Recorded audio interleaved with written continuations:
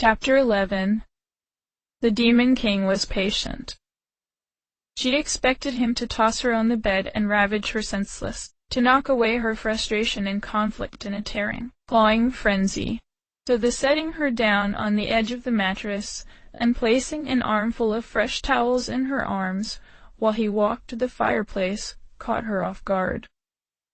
"Take a moment, dry yourself off," he said.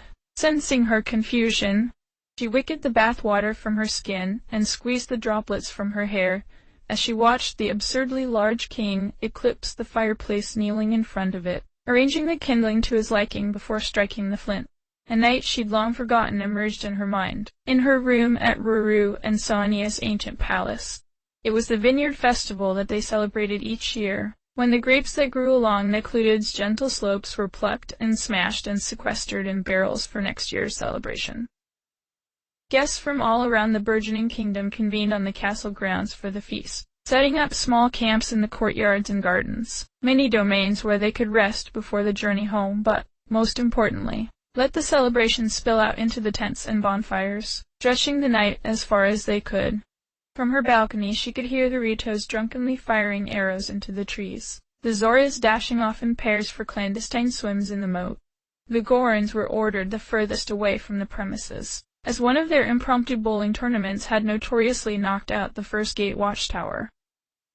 It was the subdued Gerudo camp that was erected beneath Zelda's room. The new arrivals, never present prior to the show of fealty. Compared to the other sets of visitors, their gathering was small. Only 4 lean-to tents for the women journeying in from the desert, and one much larger, octagonal structure bearing their unmistakable tribal patterns for their king. Just like now, in the Hyrule Castle chamber, she had watched the broad shoulders hunch over the humble gathering of sticks, sparks leaping from his hands as he ran a jagged rock against the waxy flint. The women leaned against each other as they clutched steaming mugs around the promise of fire, switching out the wine for thick ladles of chocolate, speaking to one another in tones she couldn't hear from her vantage. From her vantage, they looked harmless. "Zelda! Zelda!" she grimaced, hearing Sonia crashing through the door, filling the pile of books she'd planned to return to Mineru on her way inside. Sonia preferred the wine sparked with overripe dazzle fruit, which gave it an effervescence and strength like nothing Hyrule had produced before or since. Zelda stepped back into the room, keeping her voice low. "I'm right out here. I'm getting some air," she said, and to her dismay the queen began zigzagging her way toward her, taking another gulp of her drink. "You came up to bed early, didn't you?" "I wanted to get some reading done before I see Mineru tomorrow." It was a lie. She was tired of being asked strange questions by those not buying her niece backstory, of the jokes and stories she didn't understand within the context of this world, of feeling no closer to home after almost a year of studying and searching. She felt like enough of a stranger in her own time without her misplacement making it worse.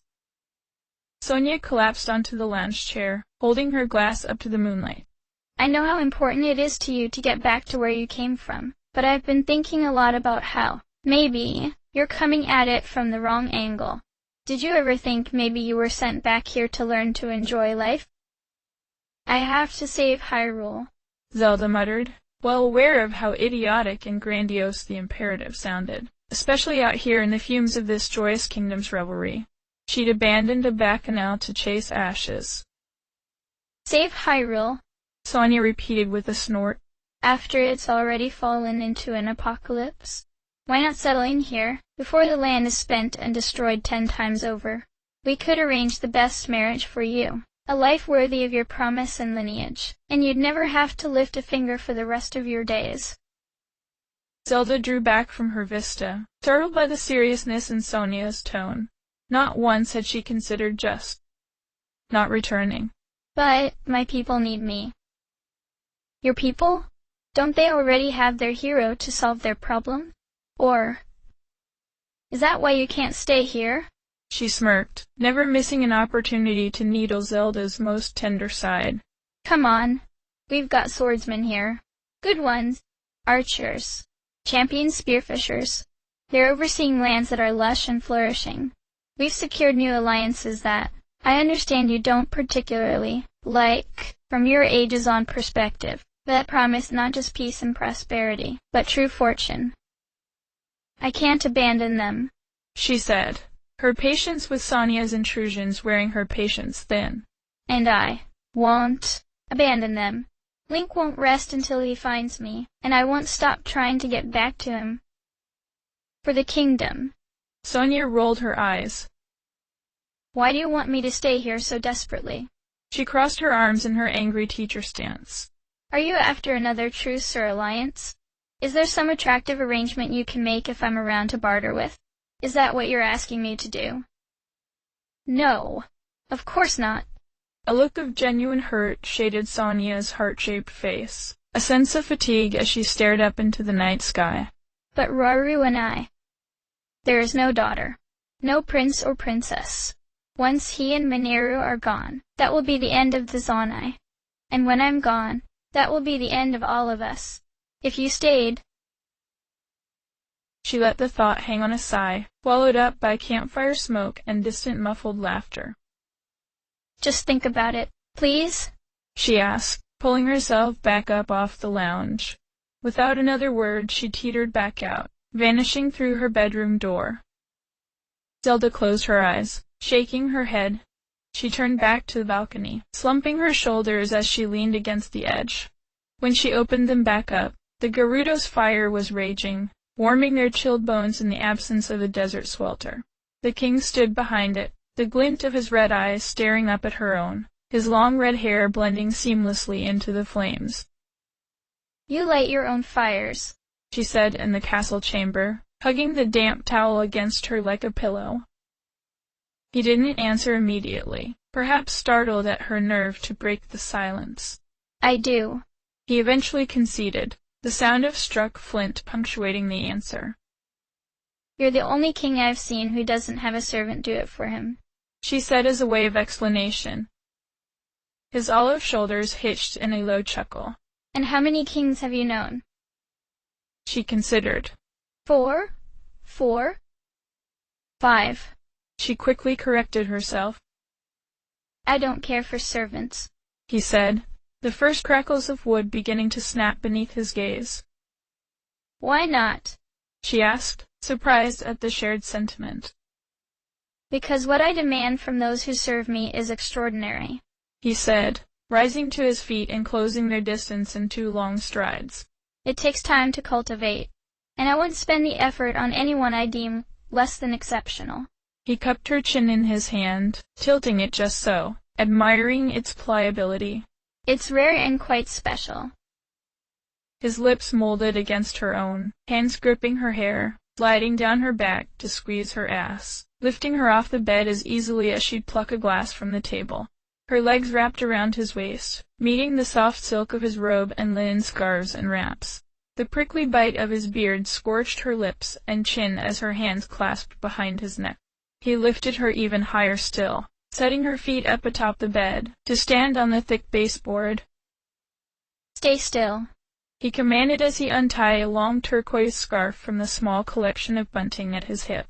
He tore the delicate fabric down the middle with ease. Producing 2 strips he proceeded to knot loosely around her wrists. He tied each hand to its neighboring bedpost, splaying her body across the front of the bed. Satisfied, he stepped back toward the fire, finding a bottle of amber-colored liquor on the side table, which he poured into a waiting snifter glass. I didn't ask for you to speak, did I? He sank into the tufted leather chair, whirling the drink in his hand into a whirlpool before taking his first sip. Spread your legs. Carefully she slid her feet apart along the length of the polished, lacquered wood, opening her calves and thighs between the distance. The scarves held her surely, and she discovered a wispy thrill in the slight movement that strained her arms against them, the smooth restriction trapping her within a will that was not her own. All of the agonizing through her options or tracing the endgame was futile here. Flags of surrender unfurling from her wrist, run up the bedpost as the Demon King crossed his leg, relaxing into his view. As her feet met with the bedposts, her exposed sex ached with want, and she yearned to press her thighs back together if just for one moment of relief, though she knew this would directly defy what she'd just been commanded. She buried her face into her left shoulder, muffling a tortured cry as her hips tipped uselessly forward into the vacant air. You seem distraught, Zelda, he mused, drinking in her anguish with his deliciously satisfied smirk. She pressed her cheek deeper against her collarbone, the rough facets of her choker's jewels clawing against her skin in a temporary distraction from the torment pulsating between her legs. I thought you, of anyone, would have learned to accept the grind of time against your spirit. He nursed the drink in his hand as she whimpered, her slightly twisting torso doing nothing to quell her flames. Stay still, my pet, he warned, and with a swallowed cry she let her anxious body go slack, held up by no force but the scarves. As her muscles relaxed, her need began to ebb, the ache of it receding. She exhaled, slumped and pliant. That's right. Good girl. Her eyelids began to droop as she heard the empty glass come to rest on the side table.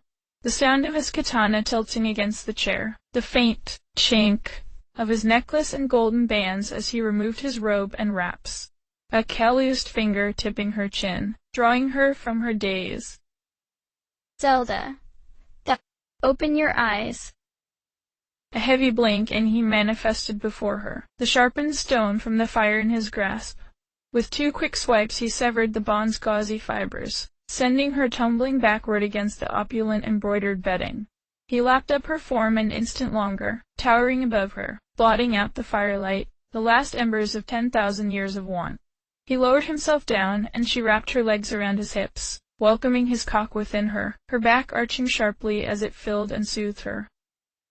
He eased into a rhythm, working himself deeper with each stroke, his hands languishing over her corporeal pleasures, dullness of her plump breasts whipping up and down with each plunge, the steep curve of her waist and hips, her sensitive soft skin responding to the slightest brush.